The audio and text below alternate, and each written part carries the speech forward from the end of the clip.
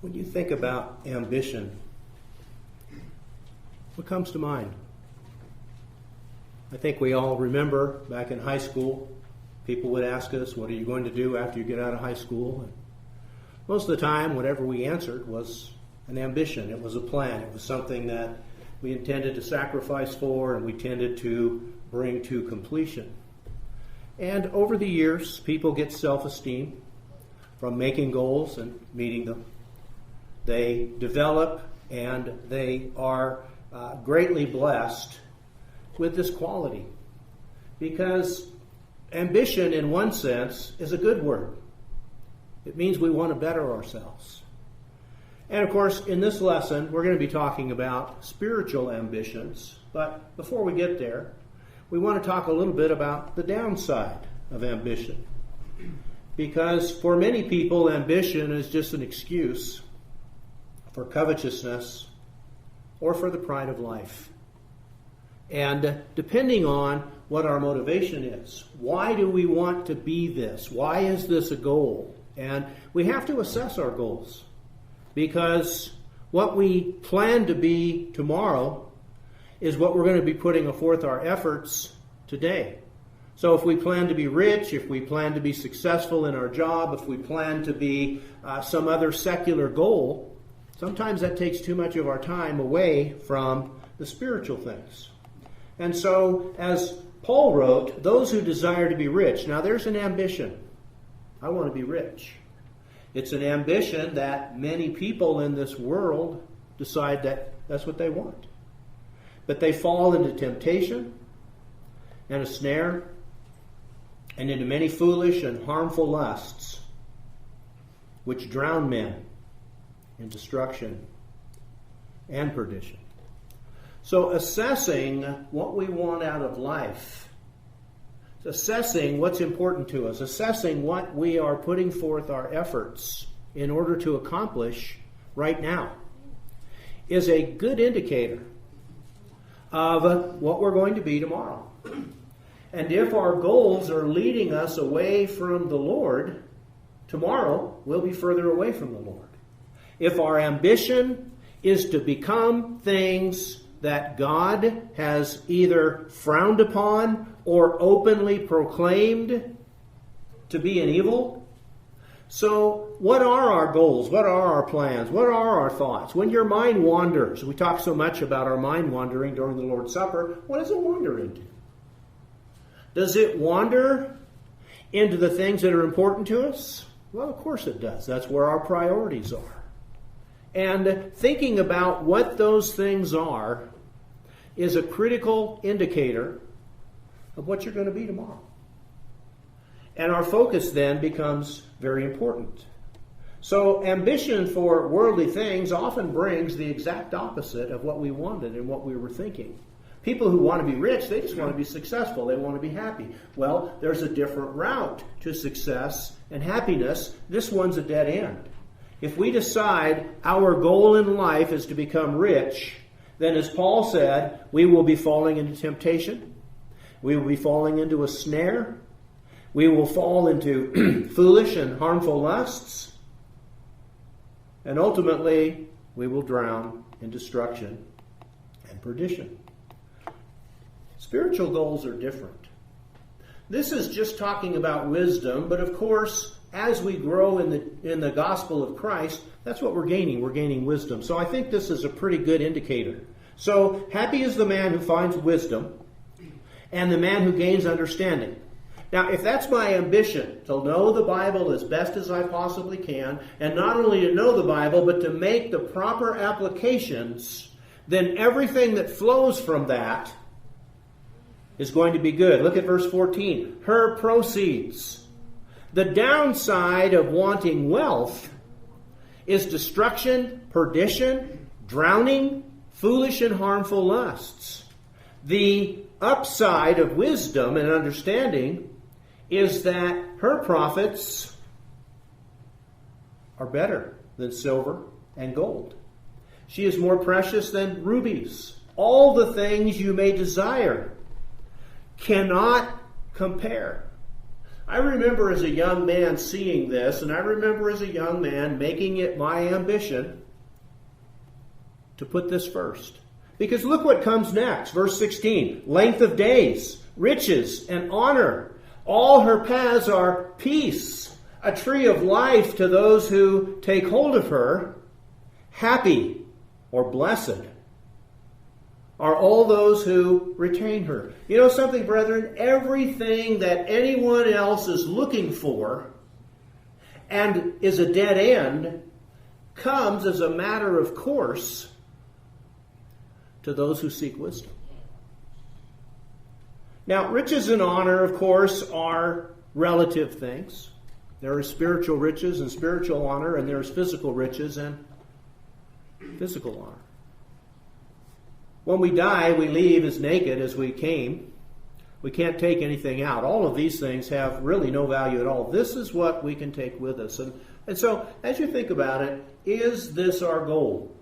If it is, we read our Bible every day. If it is, we pray every day and we ask for wisdom. If it is, then our priorities are focused in this direction, and clearly we'll be better tomorrow than we are today because our goals are leading us toward strength and power and integrity and honor and righteousness. So happy is the man who finds wisdom. Well, you're not going to pick it up off the ground. You're not going to find it like that. We have to set goals. And then we have to execute those goals.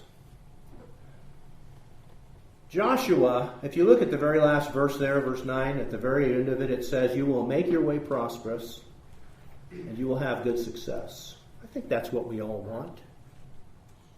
I think that that's our goal, is to be happy, to be prosperous, to have success in whatever goals we meet or whatever goals we make.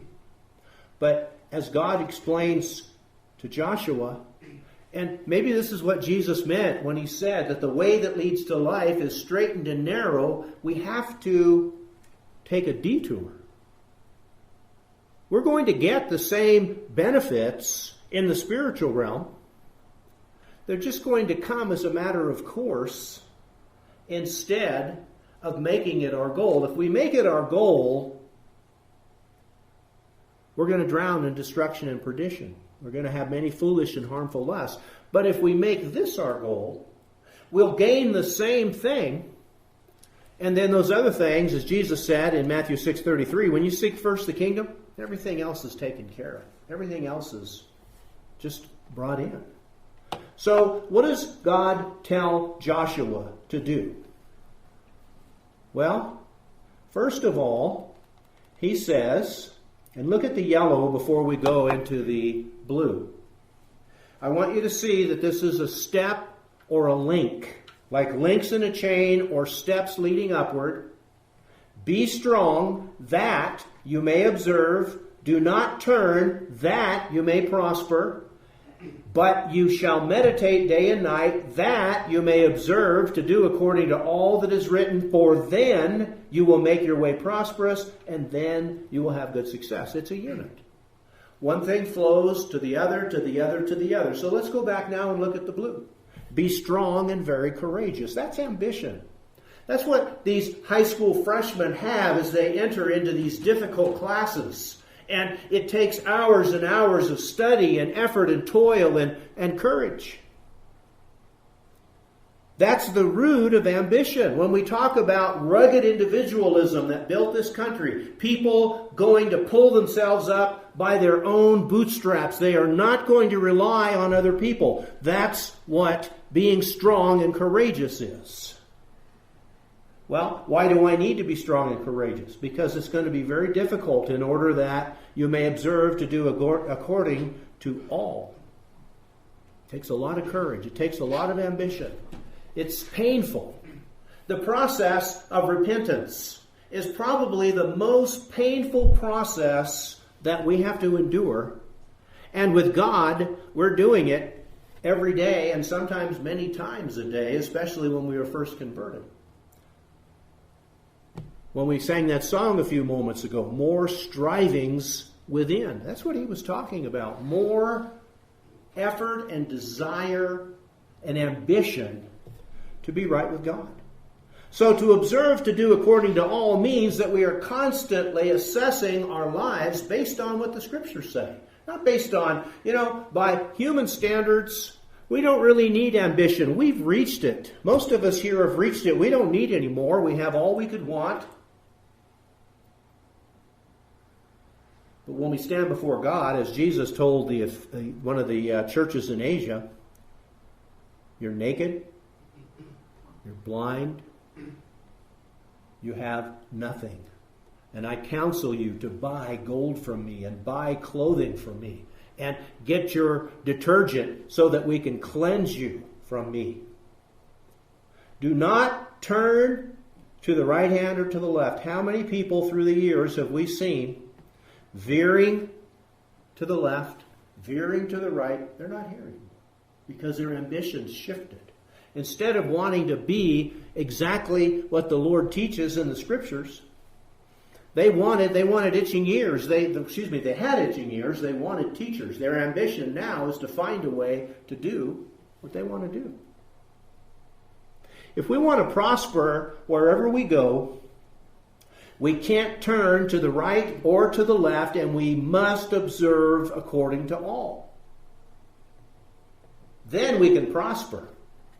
Wherever we go, whatever circumstances arise, whatever happens at work, whatever happens in our home, whatever happens in our lives, we'll prosper because we'll make the right decision. You remember how God told Moses, these commandments are for your good, always. They will always work out better if we do it God's way.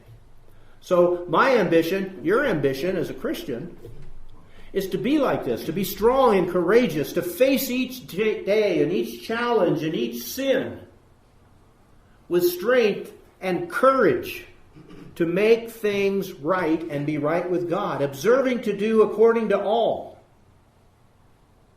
We cannot stop talking about God's Word. God's Word should never depart from our mouths, either because it is guiding what we speak or because what we are speaking is from. We're quoting Scripture. We're reproving and rebuking. We're exhorting. We are preaching to people. Meditate. Don't ever stop thinking about it. Meditating in it day and night. That's ambition. That's what the person who wants to be rich does, and that's why it's so harmful to them, because that's all they're thinking about. That you may observe to do according to all that is written in it, then you will make your way prosperous, and then you will have good success. That's exactly what God said about wisdom in that book of Proverbs that we just looked at. So, spiritual ambition begins with this word virtue. I want to be the best Christian I can possibly be. I want to be the best in talking to people about the gospel. I want to be best in helping people. I want to be the best example I can be. My ambition is to become the best possible Christian that I have the ability to become. Now, we all start from different levels, and we all have different, and so we don't compare ourselves with ourselves. Paul said people who do that are very foolish. We compare ourselves with ourselves. I know what I'm capable of, and I know whether I'm reaching it or whether I'm verging off into another path. Seek first the kingdom of God and His righteousness, and all these things. What are these things? Food, clothing, shelter. Those are the things, as Paul said, God will take care of those things. We should be there with content.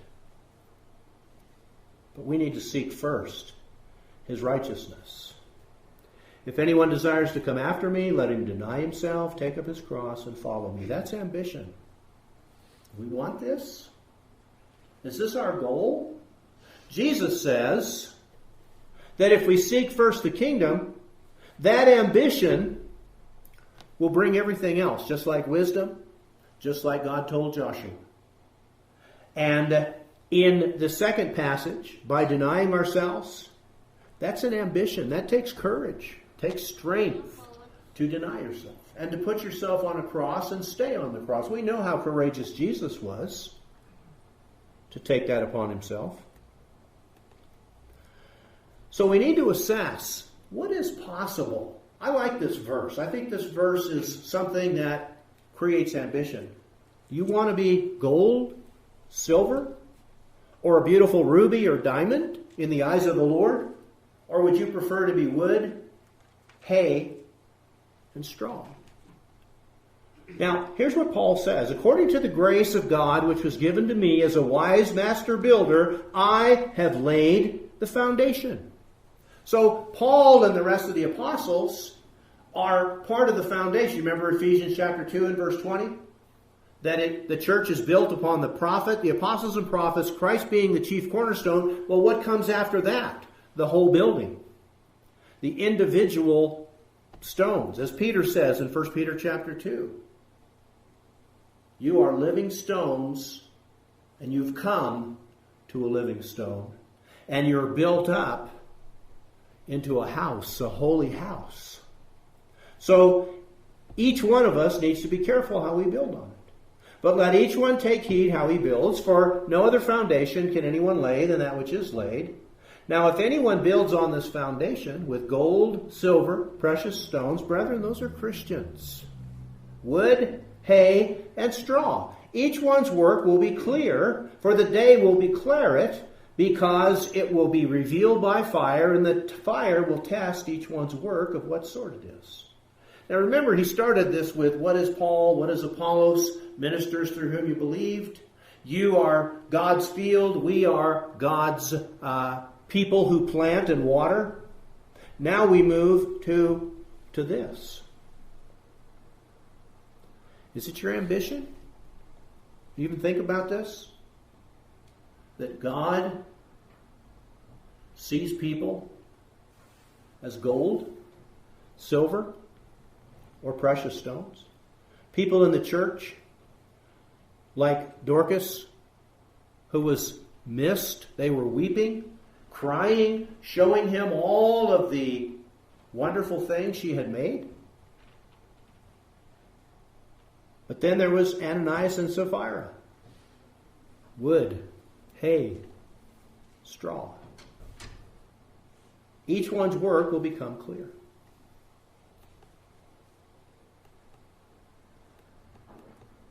By our choice and efforts, we determine. So that's why I say, is this an ambition? This isn't something, in the next slide we'll talk about the fact that by God's grace we all reach a certain level. But then it's up to us to make the decision what kind of Christian we want to be. Yes, we're a Christian by grace. But the quality of Christian, gold, silver, diamond, ruby, emerald, or wood, hay, and straw, or clay, that's up to us. In a great house, there are not only vessels of gold and silver, but also of wood and clay, some for honor and some for dishonor. Judas was a vessel for dishonor.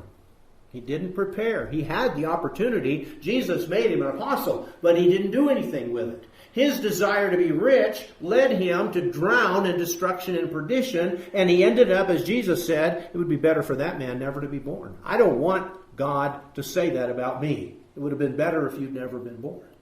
There's a lot of people who are going to go before God who are going to wish they'd never been born. Verse 21, therefore if anyone cleanses himself from the latter, he will be a vessel for honor, sanctified, useful for the master, prepared for every good work. Is this ho-hum or is this intensely interesting to us? Do we want to be a vessel for honor or dishonor? Pharaoh was a vessel of dishonor. Judas was a vessel of dishonor. Gehazi became a vessel for dishonor, who was struck with the leprosy that Naaman had because he too was minded to be rich, had the wrong ambition. Wouldn't you think being the person who was with a prophet every day would be enough? Baruch had the same problem. Woe is me, I have so many plans. They're not going to happen. And God says, don't seek that. Don't seek that. If anyone cleanses himself from the latter, he will be a vessel for honor, sanctified, useful for the master. That's an ambition that will go into eternity. That's an ambition worthy. You know, some people, their goal is so low that when they reach it, they're still small. Other people have a goal that is lofty, and when they reach it, there's glory and there's honor. God has made Christianity so that we can have glory and honor. If we can reach the goals, we'll have eternal life. We'll have this beautiful body.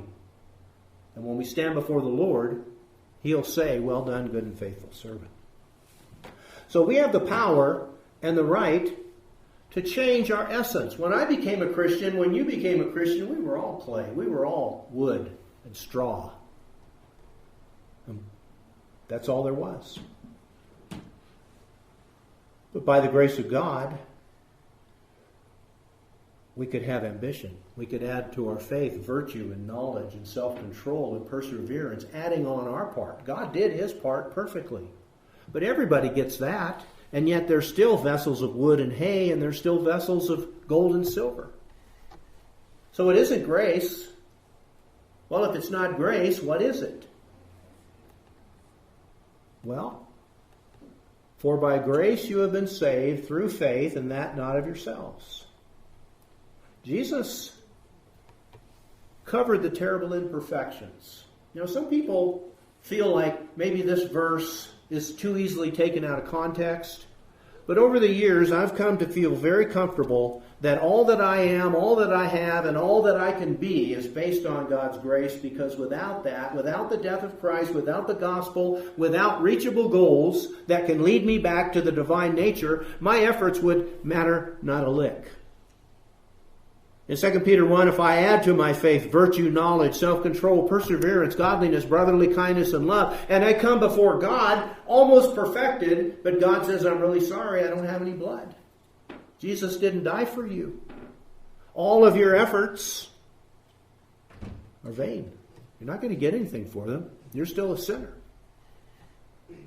Now, I don't know about you, I would still rather go before God having worked and done these things, even if that were the verdict. Because we're not serving God out of fear, and we're not serving God out of a greed for a reward. We're serving God because He is such a great and honorable God, and we owe Him our service. So God gave grace to all disciples. So that's not the deciding factor. It's our own efforts that make the difference. When we walk in those good works, which He prepared beforehand, in other words, God's already given us, here's your step by step by step, just like the college does. If you decide, my ambition is for this major. Well, first year of school, the college says you've got to get these prerequisites out of the way, and you've got to get these generals out of the way, and then you can move toward what you want, because we've found through the years that if you're really ambitious, this is the step to take to get there. And we submit to that. Well, God's done the same thing. He's prepared beforehand the works, and if we have an ambition, we can reach it. We can be gold and silver, a beautiful gem. In the parable of the talents, Jesus spoke about trading and making gain. How do we feel about that? As we look back over, the last 5 years or 10 years, how long we've been a Christian? What have we gained? What have we traded?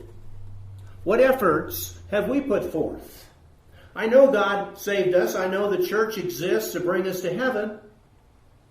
But there's more.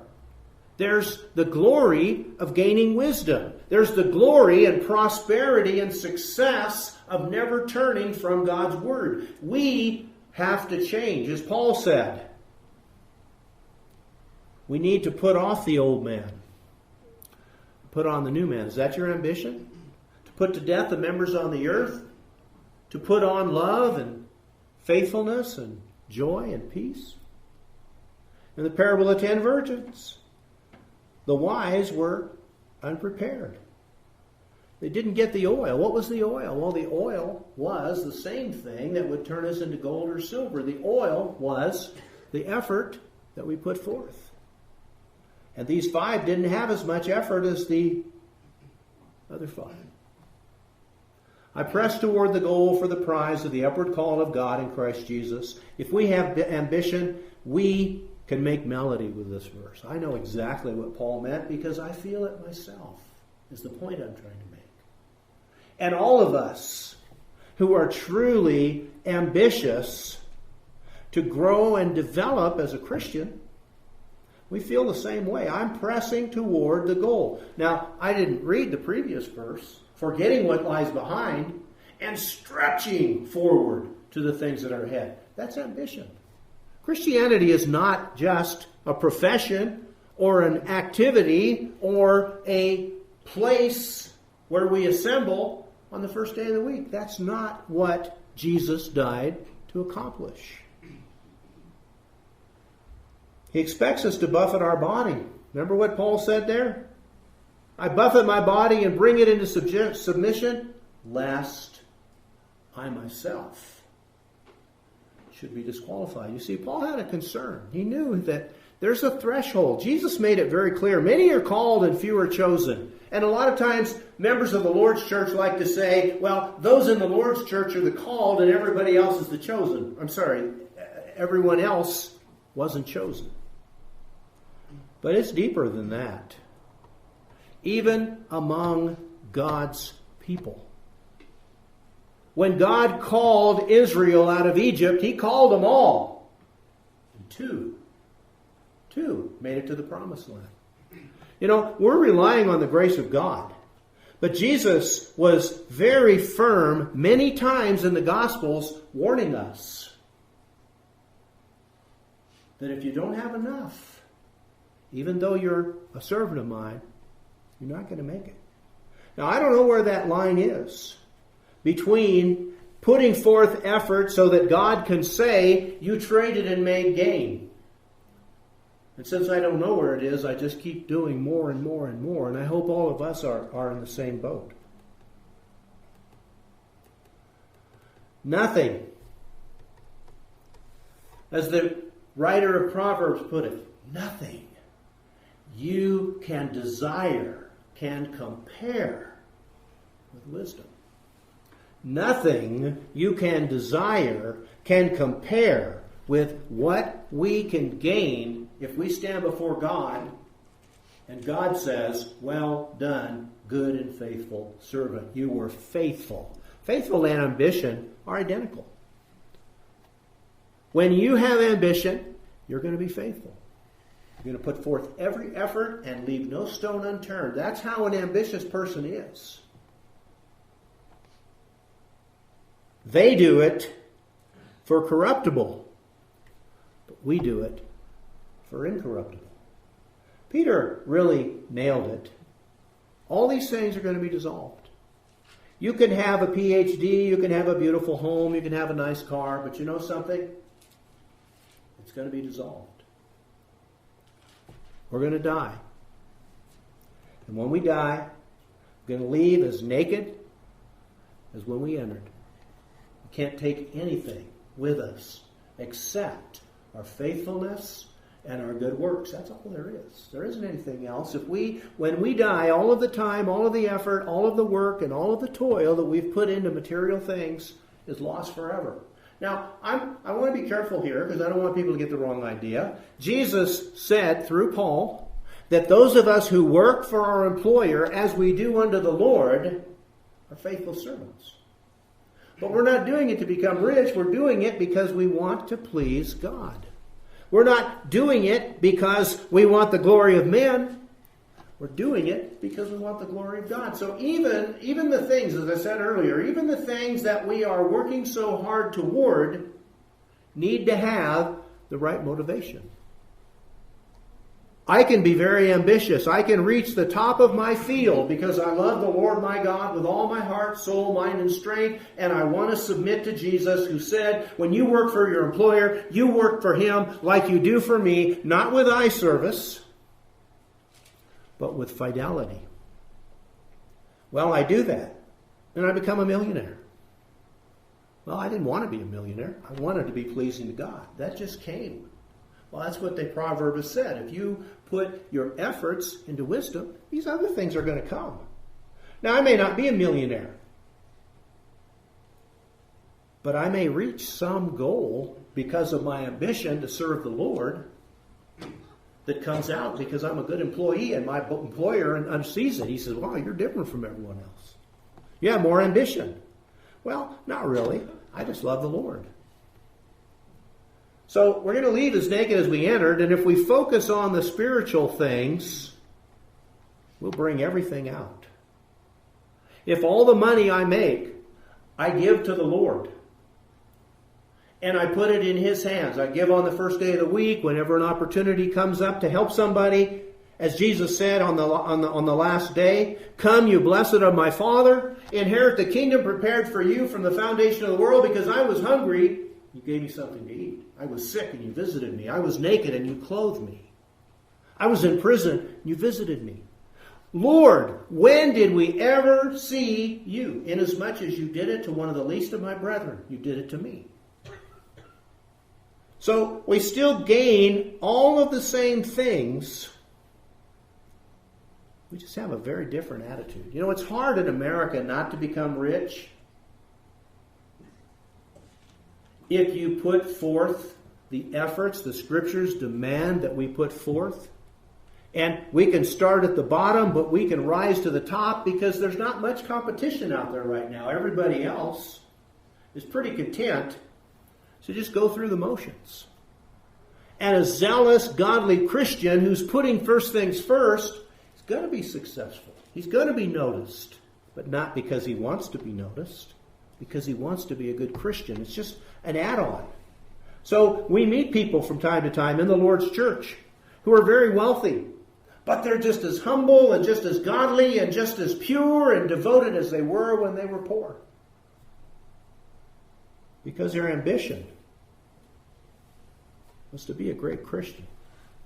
And everything the Lord asks us to do. Now, I see things changing in our culture today, and it may not always be this way, but up to this point in our lives, those of us who took Christianity seriously,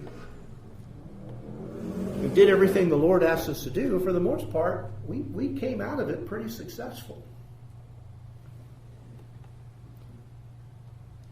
And Jesus said that. Make friends for yourselves by unrighteous mammon, that when you fail, if I'm grasping money, I'm going to drown in destruction and perdition. If it comes to me and I'm free with it, when I die, I'm going to have an everlasting home. The king will say to those on his right hand, "Come, you blessed of my Father, inherit the kingdom prepared for you from the foundation of the world." That's an ambition. That's a good ambition. I want to be there, and I want the Lord to say that to me. Well, He's not going to say it to me just because I was baptized and I'm a member of the Church of Christ. That's not enough. That's enough to be called. It's not enough to be chosen. There's another step. If you want to make your calling and election, and the word election just means chosen, if you want to make your calling and election sure so that you will never stumble and thus will be richly supplied to you the entrance into the eternal kingdom, you have to add on your part. And that's where ambition comes in. Now that I know this, do I want it? Do I want to make these changes? Do I want to be great? Do I want the Lord to see me as a special person? I'm going to skip this one. Peter's 7-step plan brings an abundantly supplied inheritance. Are we following it? Are we adding to our faith virtue? Trying to get more virtue, trying to get more knowledge and self-control and perseverance, to be godly, to have love for our brethren, and agape love to all? Is that part of our ambition? To add those 7 things to our faith? The Sermon on the Mount, creating a foundation, allowing us to build on a rock that no storm or flood can move. If you hear these words of mine and do them. Do we have an ambition? Do we have the Beatitudes? Are we poor in spirit? Do we mourn? Are we ready to turn the other cheek and go the second mile? Are we ready to seek first His kingdom and His righteousness? Because no man can serve 2 masters. Paul spoke of putting off the old man and putting on the new man. In Ephesians, it starts in chapter 4 and goes into chapter 5. In Colossians, it starts in chapter 2 and goes into chapter 3. Putting off the old man and putting on the new. Is that an ambition? Are we interested in that? Or were we just baptized and we're just going to float along? We'll attend services, we'll sing, we'll pray, we'll give, we'll go through the motions. But there's no ambition. Year after year, no change. We've reached our threshold. We don't need any more. That's not how Paul felt. And I think of the many who are called and the few are chosen, many of those who are content where they are right now may not be chosen. This is serious. This is very serious, and we need to think very carefully about it. We need to transform ourselves into vessels of mercy and vessels of glory. And how do we know how close we are? And I'm just going to touch on this, because we're going to deal with this a little more next week. But I just want to kind of lay this out. At that time, the disciples came to Jesus saying, "Who is the greatest in the kingdom of heaven?" Are you interested? You want to know his answer? Is there such a thing? Does Jesus say, "What are you talking about? All Christians are the same. There's no gold, there's no silver, there's no precious stones." That's not what he said. He didn't say there's no such position. He said, "Unless you turn and become as little children, you will by no means enter the kingdom of heaven." If we've entered the kingdom of heaven, we've already passed one of the thresholds. One of the thresholds of entering the kingdom of heaven is I have to become like a little child. There were things I had when I was a child that many adults lose. And Jesus says, I want you to make an assessment here. Are you like a little child? Well, as Paul said in 1 Corinthians chapter 1, God put foolish things and base things and things don't exist into the gospel to repel all the adults out there. Only those with the heart of a little child are going to enter the kingdom of heaven. But then he goes on to say, whoever humbles himself as this little child is the greatest in the kingdom of heaven. There is such a position. Just like God said about Job, I have nobody like him in all the earth. He's number one. And when he called Moses, he said, "You're the only one." God said, Moses said, "Find somebody else." Well, there wasn't anybody else. That's made very clear as they go into the wilderness. And no one else, not even Aaron, will stand up. But Moses stood up. There are greatest in the kingdom of heaven. And all of our efforts, do you have an ambition to become like a little child? Do you even know what it means? Do I know what it means? That's really the goal of this lesson. Jesus said, if you want to be greatest, that's their question at the very top of the page. The disciples came to Jesus saying, who will be the greatest in the kingdom of heaven? And Jesus said, those who become like a little child. Wow. That's interesting. I want that to be my quest. I want that to be your quest. Well, what are we looking for? I mean, there's some things about a little child that we certainly want to emulate. So what is it that led Jesus to take a little child? Now, a little child would be a child that just maybe can't even hardly talk yet. This is not a toddler. This is a child who has not been weaned. And of course, the weaning in the Old Testament times was a little sooner than we do it, but still, this is a very young child.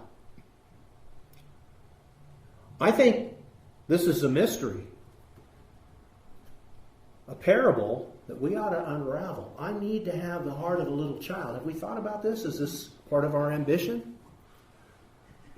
Jesus said, if you have it, you're going to be the greatest in the kingdom of heaven. If you don't have it, you won't even enter. So, since we were all once children, that's good news. I've already had this once. I've forgotten it or lost it, but I had it. All of us were little children. All we need to do is reconnect with whatever that is. And so I just want to leave us with this song. Lord, my heart is not haughty, nor my eyes lofty. That's one of the biggest problems with the people in America today. They're haughty. They're lofty. They think the world revolves around them. They get angry if somebody cuts them off on the freeway. They get angry if people don't give them what they think they deserve. That's not what a little child does. My eyes are not lofty. I don't concern myself with great matters. I'm not the guy who's sitting down trying to understand, what about this church autonomy? Why can't we have a missionary society so we can do more work? I don't think like that. I'm like a little child. I think God knew what he was doing. I don't think he needs anything from me, just like my mom and dad did when I was a little child.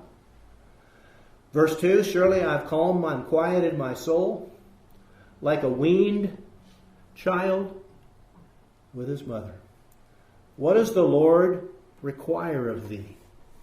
But to do justice and walk humbly with your God. Like a weaned child with his mother, like a weaned child is my soul within me. That's the whole song. There isn't any more to it. It's just a couple of short verses there. Is that our ambition? I want to be greatest in the kingdom of heaven. How do you do that? By becoming like a little child? What does that mean? Well, if I don't have an answer to what it means, I'll never get there. We need to look very closely at these things. And so in our lesson next Sunday morning, we'll spend a little more time on this, because I think it's well worth the time to try to understand what it takes to be great. I don't want to hear on the judgment day, Alan, you almost made it. But Jesus makes it pretty clear. That's what a lot of people are going to hear. Too many people are relying on God's grace and not relying on adding on our part. And that's going to be the difference. God wants zealous, committed, godly, and appreciative servants who give him the best they have to give. That's an ambition that we should all be striving for. So, where does this sermon leave us? Yawning? Content? Concerned? Rekindled? Remembering our initial goals and now saying, wow, I'm already doing this, but I want to do more. This is a critical lesson, because there may be some here who aren't going to be in the kingdom of heaven because they don't have a heart of a little child and they don't have any ambition to become one. What God told Joshua is the heart of a little child. What God said in the Proverbs about wisdom is the heart of a little child. Let's open up our songbooks to number 386. When the Lord returns, either at our death, when our soul is gathered, and then after that comes the judgment, or he actually returns, will we be among the greatest? Wasn't enough to be baptized. It wasn't enough to obey the gospel. Now, if I died then, I wrote Prince this week, because you remember how concerned he was about his mother and how he said, I want her to have more time. And I wrote him, I said, Prince, we would love to have your mother have more time, but that's not the critical thing. Jesus said in the parable in Matthew chapter 20 that the owner of the vineyard went out in the first hour of the day and he hired workers to work 12 hours. Then he went out at noon, and he went out at 3, and he went out at 5, and he went out at 5 with 1 hour left. They all got the same reward. We're saved by God's grace. But God's grace is activated by the amount of effort we're willing to put forth where we are. If you're a new convert, just set the goals. If you die tomorrow, God saw the goals. That's enough. The problem is, as Jesus said in the parable of the sower, when we straightway receive the word with joy, and then when tribulation or the lust of this world, the desire for other things comes, we get choked. If we can help you this morning either to obey the gospel, to make your life right with God, or at least to reflect very carefully on the sermon and the words of this song, we will give everyone that opportunity while right now we stand and sing this song.